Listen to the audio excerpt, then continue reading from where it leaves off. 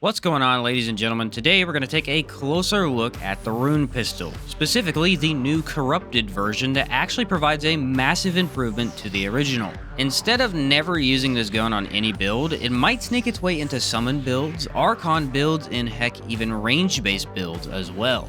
Let's check out both of these guns and see why the new corrupted Rune Pistol is a must-have in Remnant 2. Of course, to start, let's take a look at the original Rune Pistol. This little bugger is somewhat challenging to get, as you need to take the Ravenous Medallion found in the Great Hall of Lossum and insert it into the Night Weaver's web, receiving an item called the Decrepit Rune. Bring this back to the Blue Goddess Nemu and you can craft the Rune Pistol.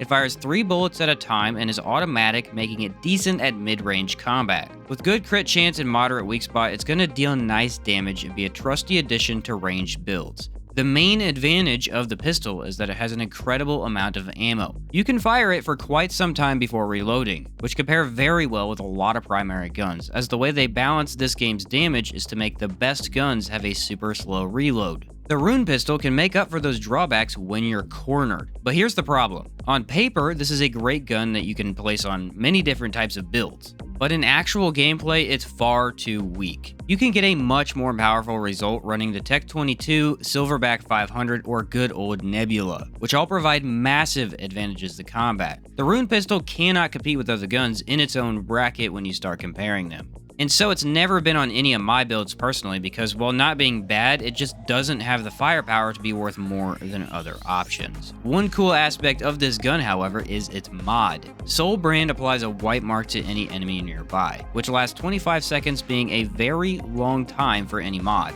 And when you defeat an enemy with this mark, they drop an echo. Picking up echoes regens 20% of max health, which means you can run around getting kills and heal after every single one. This actually was originally a terrible mod, because you activated it and any enemy nearby would have the brand applied, but that was it. Any afterwards that came into proximity would be left out, and it didn't really work at all.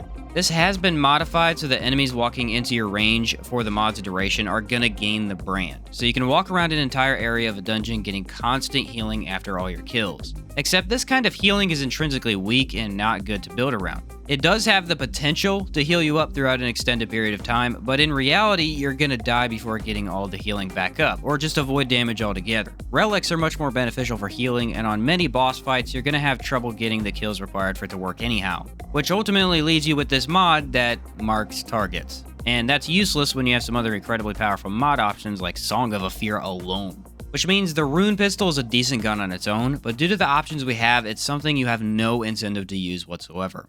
Now we take a look at the corrupted Rune Pistol. This version is not a burst weapon anymore, and instead simply an automatic pistol. You have much less ammo per magazine, and its stats are relatively similar to the original version. So my critique around the first gun in terms of its gun form alone stays the same. Decent, but compared with other options, it's just not worth it at all. However, the major change we have with this item is the mod. Now instead of healing, the mod is going to apply Death Brand, which increases all incoming damage to that target by 10%.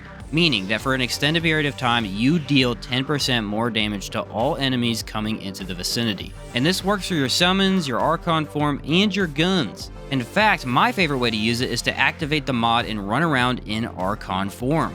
You can quickly view all your enemies as you move through the map and target them down instantly. A damage boost is highly valuable, no matter what build you're using. And so if you don't often use your sidearm, it's not a bad idea just to throw on the corrupted Rune Pistol for a 10% bump in damage alone. After you defeat enemies marked with this brand, they will still leave behind echoes like before. Picking these up increases weak spot damage by 10% for 10 seconds. This is quite powerful, but in reality it's not very reliable. For most tough bosses, this damage bonus won't be active for any time at all really, and the dungeons you're not really hitting weak spots near as often as you'd like to think.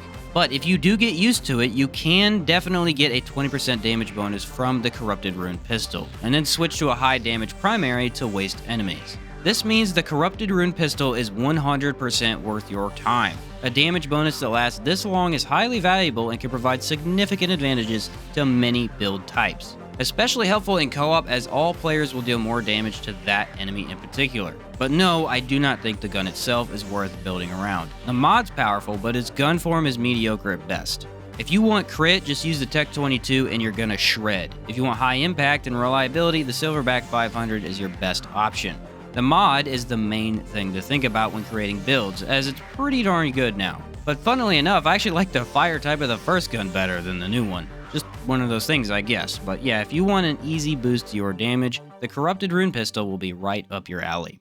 Hopefully you got something out of this video, and if you did, a like down below would be fantastic. Here is the build I'm currently running in the vid. It's the Archon Loop one, as I don't care for the gun's main fire at all and wasn't gonna run it in a ranged build. Other than that, thanks for watching, and I'll catch you next time.